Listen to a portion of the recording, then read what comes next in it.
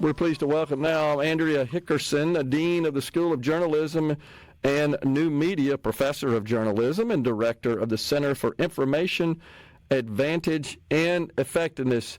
Andrea, did I pronounce your name correctly? Thank you very much. Yeah, did I get it right? Your name, your first name, is it Andrea Yes, or Andrea? Okay, great. Andrea. All right, well, Yep. Got you. Great, perfect. So pleased to have you.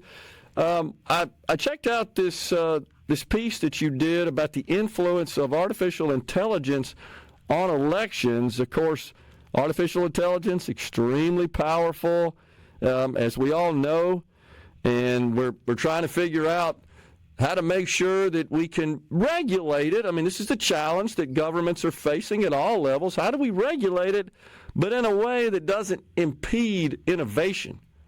And when you think about the possibility of AI interfering with our elections, as if we don't have enough problems already making sure that we have true and fair and accurate elections, this just kind of ratchets up our concerns even more. What can you tell us about your research here? Absolutely. Well, thank you for having me. Excited to talk about this topic. I've been working on AI in journalism since 2018.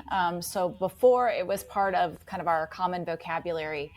What I think we're most concerned about with the use of AI in elections is, one, we assume that it's going to happen, that it happens already, even if we're using social media, right? That's AI built into your recommender system, showing us what we see.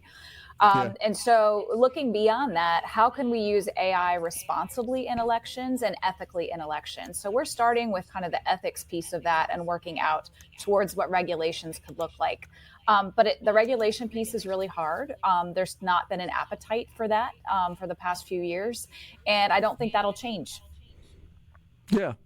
Well, I think that the states in particular, since elections are, as you know, administered at the state level, and then, of course, that flows down to the local level, typically the county level, this is just something else they got to deal with, right? They need to incorporate into their planning, into their systems, their policies, their regulatory framework, and, of course, they're limited about law. Our Secretary of State, for example, in the state of Mississippi, cannot act outside of law, so anything that might be required with respect to this potential risk of AI interfering with our elections would require some legal changes and some new measures to be enacted. Absolutely. And I also want to highlight the positive uses of AI for elections. So, for example, It can be very difficult for people to figure out where their election polling place is or whether or not it's handicap accessible. And you can use AI to scrape websites in local municipalities to give local citizens information about where they vote, what hours are open. So there's really good uses of AI that are out there. And even what I'm suggesting, I think, is relatively simple, but quite difficult to do because the back ends of these local election websites are not fully developed. And not only that, I tried to do a study on this locally in Mississippi, and people were reluctant to trust information that they were getting, even though it was coming directly from the sources that were saying, this is when our polling site is open. We tried to do a study with some senior citizens where we would use an Alexa device so they could say, Alexa, when is my polling place open? Is it accessible for me? And, we thought this would be great because we're getting information from state officials, but we heard a reluctance from some people to trust anything that was even coming through an electronic device. So the potential is there, right? That's an accessibility issue. But there's still a bit of reluctance there. So when we think about AI in elections, and not just the actual voting process, it's the information. It's making people feel comfortable with it. But then also the backside of that too is telling people how their data is going to be used, who's processing it, who has access to it. And I think, we have to do a lot of education of citizens to what are their expectations, what do they want to know about elections, and also of our local officials. Yeah. Well, you're absolutely right. And people just naturally what they want to make sure of is that their ballot can be cast and that it is accounted for throughout the process the audit trail, the breadcrumbs, we used to call it in the IT industry, the breadcrumbs of the flow of that ballot all the way to when it's officially recorded and considered in the election. People just want to know and be comfortable and confident that it's being handled accurately and appropriately. Absolutely. And I've seen some large cities like Los Angeles, for example, they have a lot of election security people built in. So they're looking at real-time live social media coming in to see if there's any risks there. So that way they can communicate with the public right away if there's any misinformation about the use of AI in elections as well. Yeah, that makes total sense. So you're probably aware that the Secretary of State in Mississippi here has a Y'all Vote tool on their website that allows one to input their address and find out where they're supposed to vote.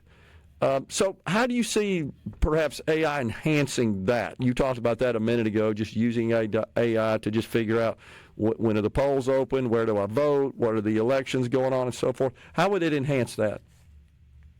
I think one thing that AI can do is it can distribute information across different devices. So not everybody's going to go to the website to find it, right? They might use an Alexa type device, or they might ask a friend, or it might be a news organization that's using the AI from that website to plug into their website as well. So I think that, also, I think what we need to find out is what information do people want about elections. We make a lot of assumptions about what types of information people want, but I think we can use AI to figure out more what they want and also give them, more information about when to expect results, other information that's been vetted. And I think it's important to distinguish what's official information in the context of elections and what's produced by non-official sources. Okay. So how do we make sure that the AI is not biased in some way? So maybe it helps, it figures out who's asking the question, and it gives false information based on their voting history, as an example. Right. So that's a great question. And I'm a huge believer of the human in the loop use of AI, is that you need a human there assessing and explaining what the AI algorithm is. And being in the School of Journalism and New Media, where we've got a lot of public communicators, I think this is my soapbox issue, is that I need to have graduates that can explain to the public what AI is and how people's information is being used in AI. So I think when it comes to elections, we need to tell people where the sources of data are. So for example, is it coming from the Secretary of State's website? When was the last time it was updated? We need to tell people all of that type of information as opposed to coming from sites that may be biased. But that's not even accounting for the technical bias in the tool itself, which absolutely can exist, right? AI is really great at some things and incredibly terrible at other things. And so I think what we need to do is, and anything of AI, is we need to share the risk and the uncertainty with the public about it, right? It's all probabilities, right? And so I think we need to do a better job explaining that to the public so they can be more informed, that they don't think that this is just an actual fact. It's math, right? It's just a statistical probability. Yeah. So looking in the crystal ball, Andrea, where do you see perhaps other use cases and applications of AI in elections, in the election process?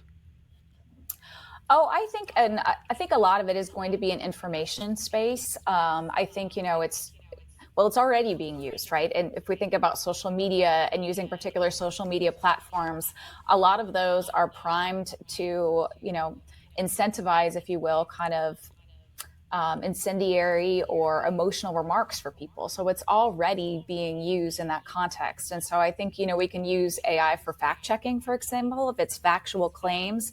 But even that, we need to tell people how we're checking it. Is it based on Wikipedia? Is it based on academic research? And a lot of the AI fact checking tools are not really developed about that. Endless uses of it, right? I'm more concerned about the misuse of it in the information space than I am of effective uses of it. And unfortunately, I think because there are so many easy cases of misinformation in the election space, in the information space, it's hard to get people excited about positive uses because they're so focused on the risk. The president just announced that he's going to be putting forth some, I think an executive order, if I'm not mistaken, that would essentially rely on the federal government to establish the regulatory framework for AI and would really limit the states. And he says that's necessary because we don't need 50 different sets of policies, which is quite possible. We got a break right here, but if you can hang on, we can keep talking about that. Just remember that question when we come back. Absolutely. Thank you. Appreciate it. Yep.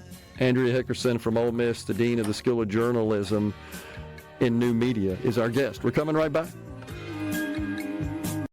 Welcome back, everyone. It's middays from the Element Well studio. Our guest is Andrea Hickerson, Dean of the School of Journalism and New Media and a professor of journalism at the University of Mississippi. So, Professor, this announcement by the president just a couple of days ago, and of course he generally likes to communicate through his Truth Social media platform, and that's really the first place we saw it and heard it.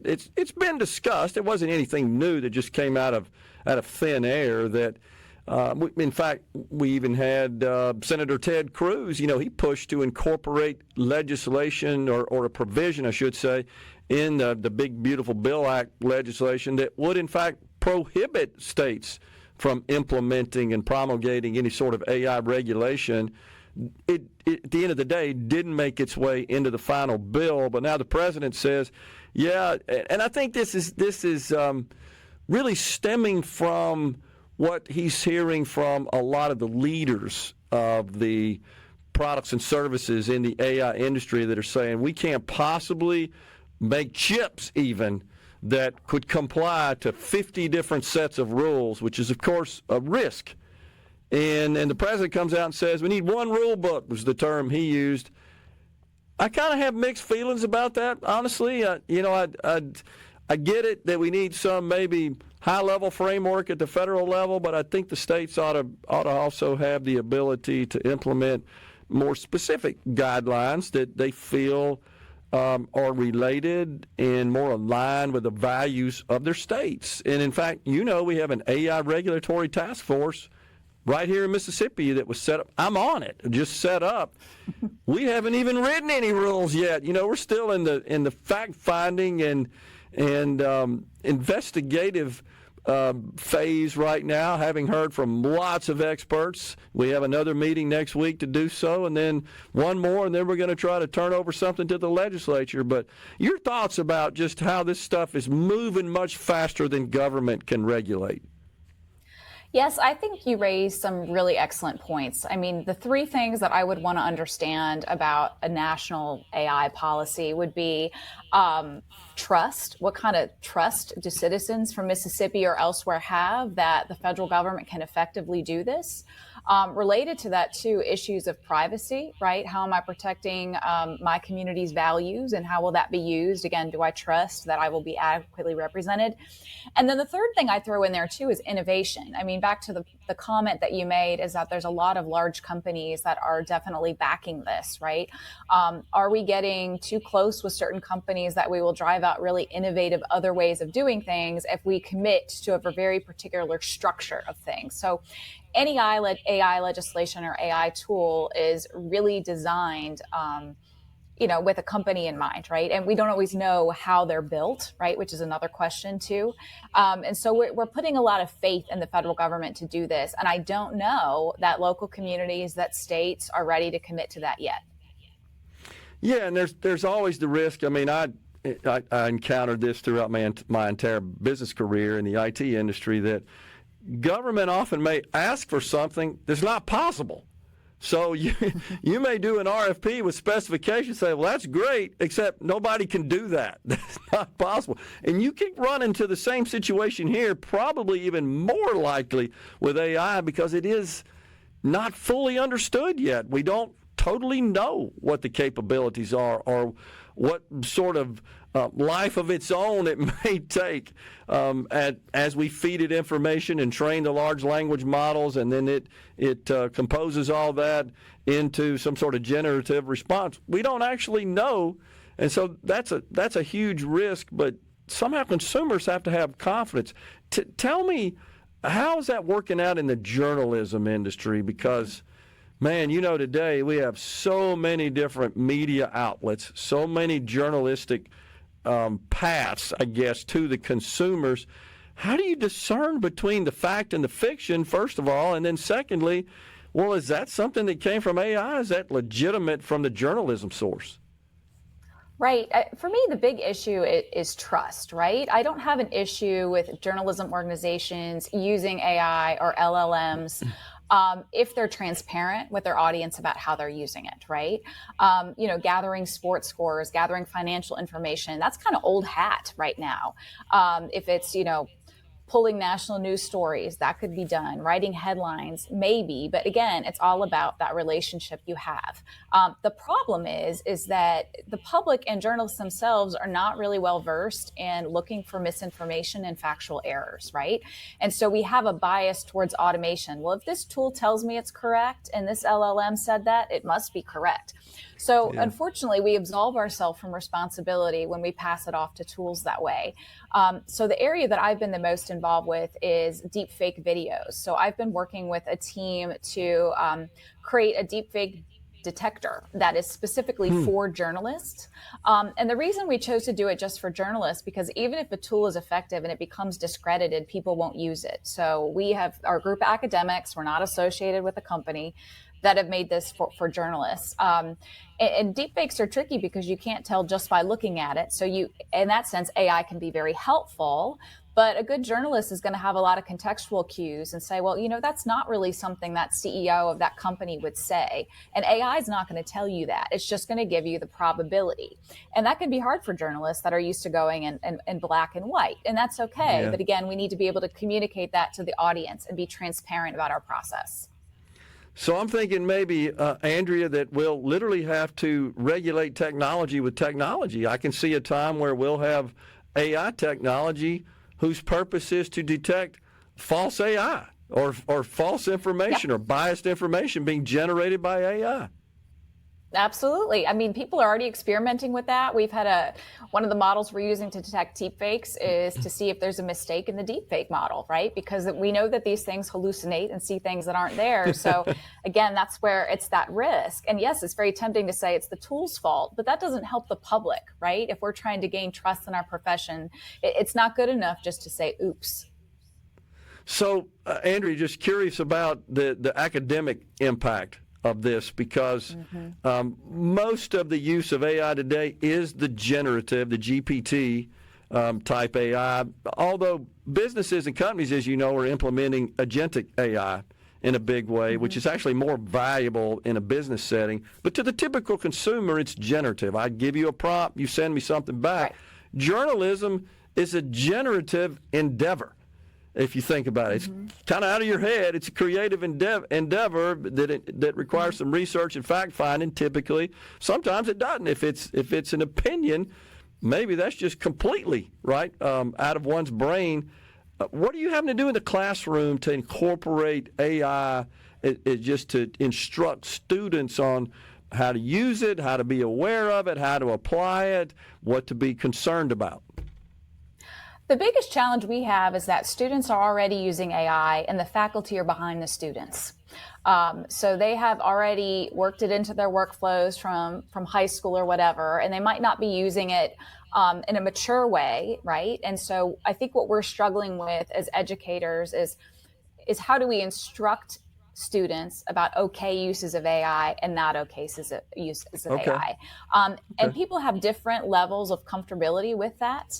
But, it really varies. But what we're seeing, too, is a bit of a backlash from students as well. So there's been a number of cases across the U.S. where universities have used AI-generated art and students have started petitions because they hate it, right? So we're not having really in-depth conversations. They're very episodic situations about AI. But I think the challenge is more systemic to higher education, higher education doesn't move very quickly, but advances in AI have moved very, very quickly. So we're playing a bit of catch up and having to do co-education.